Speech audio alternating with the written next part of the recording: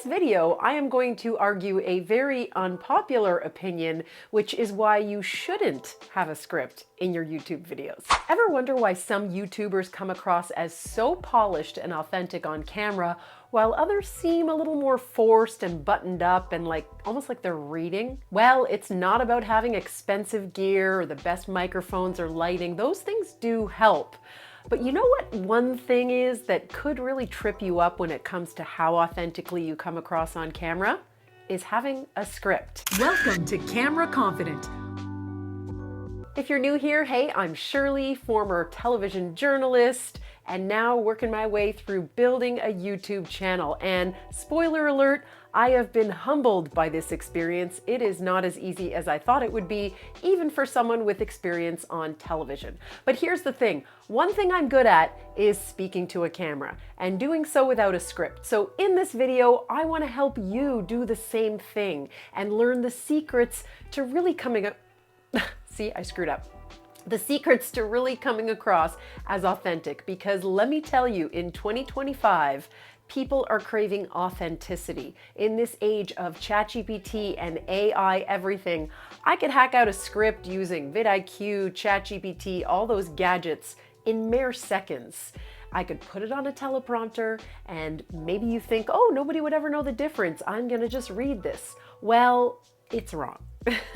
We can totally tell when you're reading a teleprompter, and I highly recommend that you don't get into that habit and that you don't get used to doing that. So I'm going to break down for you what you should do instead of scripting your video. The secret to creating authentic videos where you really connect with your audience is actually a lot simpler than you think, and the less fancy you get about it, probably the better.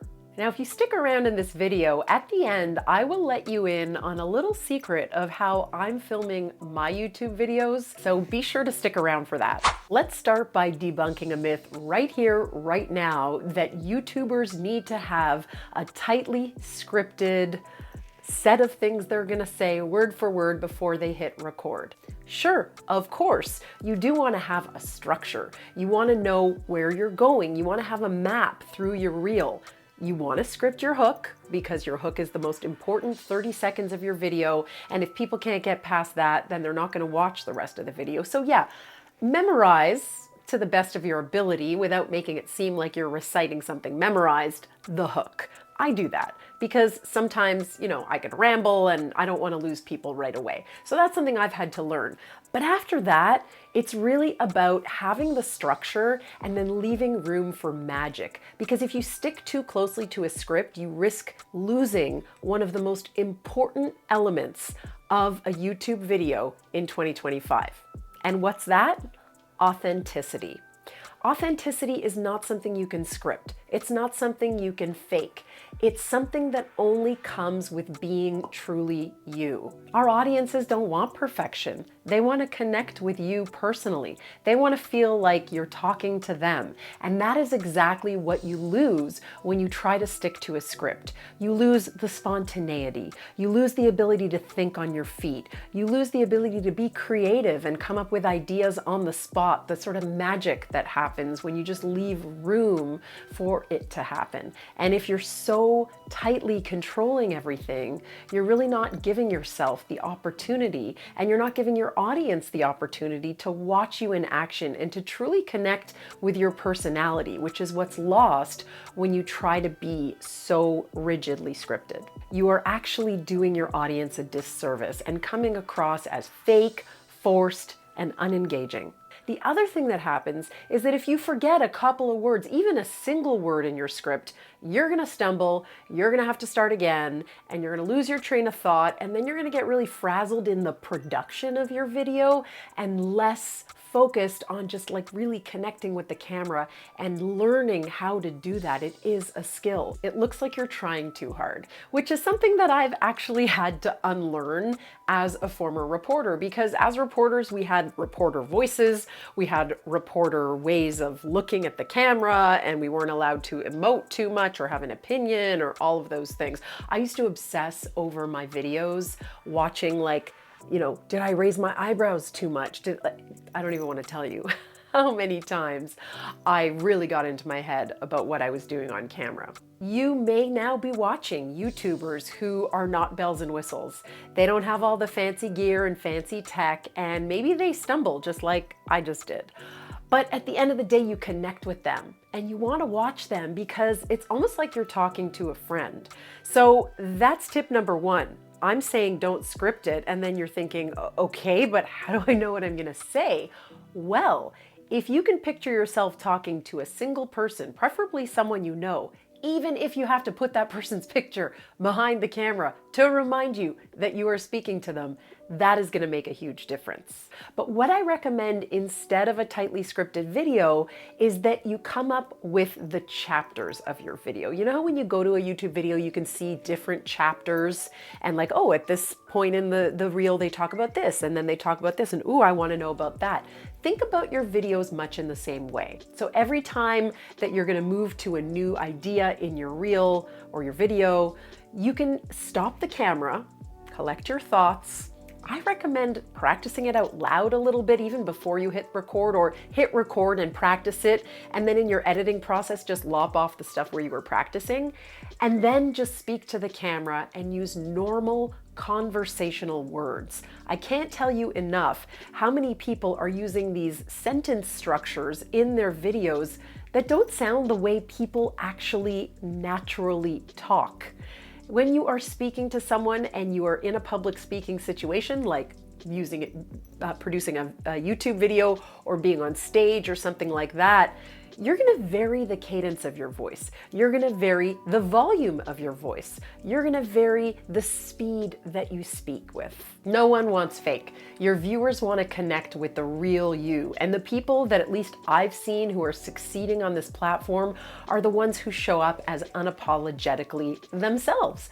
And that sometimes means, or often means, being imperfect. Think about your favorite YouTubers. Chances are you like them and connect with them because they feel real, because they're speaking to you like they're sitting across from you having a cup of coffee. And so if you can get to a point where you are using bullet points instead of sentences, then you're going to be so much farther along. Here's a tip to make it really easy to record your reels in a way that's sustainable, that's fast, and that's easy to edit. Are you ready? First, I want you to come up with a structure for your script. Now, again, I'm not contradicting myself. This is just the outline of your video. Call it a script, call it an outline, use whatever word you want. Point is, you have your hook that's scripted, and then you're going to go to bullet points. So bullet point number 1, number 2, number 3, and so on. And then have a conclusion.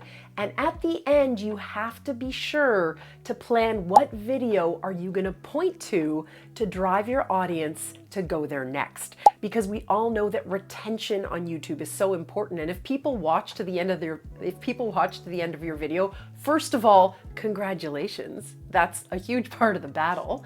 And second of all, you're going to be able to drive them to the next video so they can continue to binge your content. And that's really what the game is all about. It's about keeping people on the platform, keeping people watching your content, and they're going to do that if they connect with you. So once you've got those bullet points, well, now you're off to the races. Hit record and talk about a bullet point. Think about it, reflect on it. How would you explain it to someone who had no idea what you were talking about? Even if you think it's obvious, it's not necessarily obvious. There are things that you need to explain to people that you might consider as a given. Don't assume that people know lingo, jargon, certain terms in your niche, because chances are they don't. I just recorded a podcast today where I asked the guest about 2 or 3 different times to define what they meant by a certain concept. And to them, it just seemed like, well, doesn't everybody know that? No, they don't.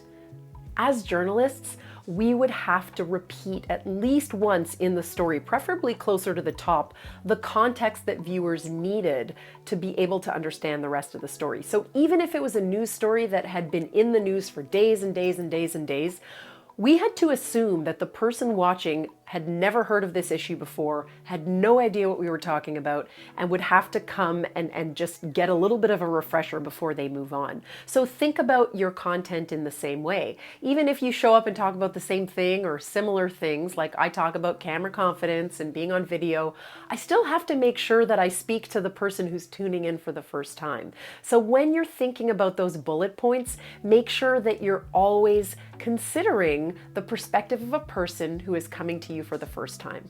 And don't we all love those new subscribers? Hint, hint.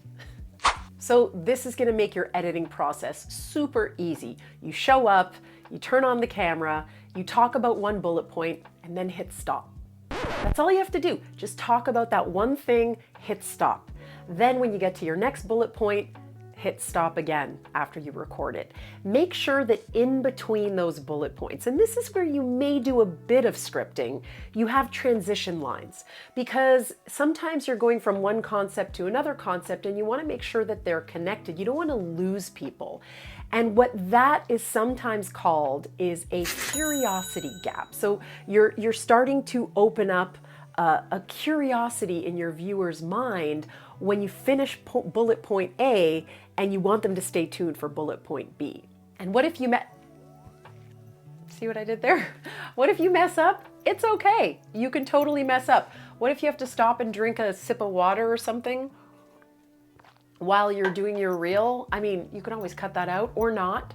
Just remember that people are going to stay tuned if they're fascinated by what you're saying. Let me give you an example of a transition I did earlier, which is the secret to creating authentic videos where you really connect with your audience is actually a lot simpler than you think. So you see how I was talking about being authentic on camera, and then I was talking about scripting.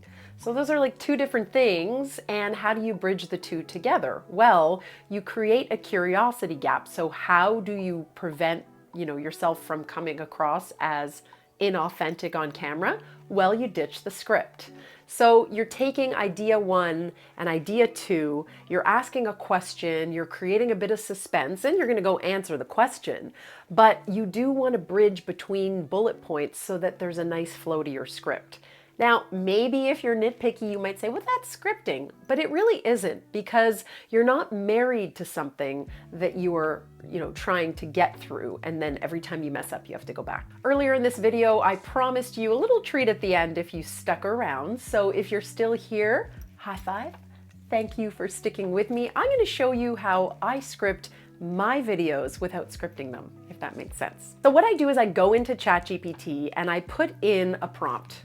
Sometimes it's something I've gotten from vidIQ, which is a fabulous AI tool for generating YouTube content, titles, thumbnails, ideas, all the things.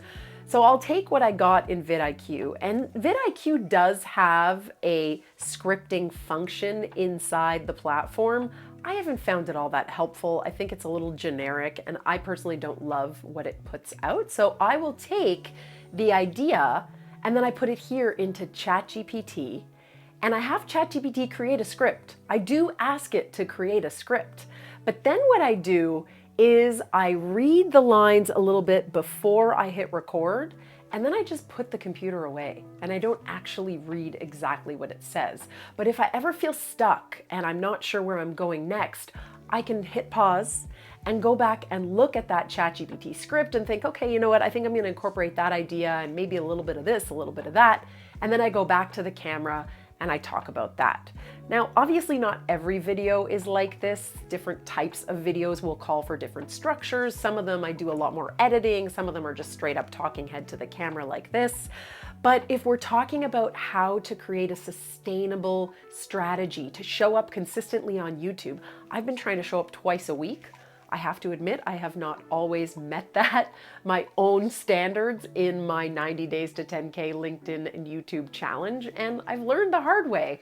I set a goal that was a little too unrealistic and I fell off the wagon. And so I'm always trying to think of ways that I can be more sustainable, that I can show up and churn out content and do it in a way where I'm still churning out value. I don't just want to put up videos for the sake of putting up videos.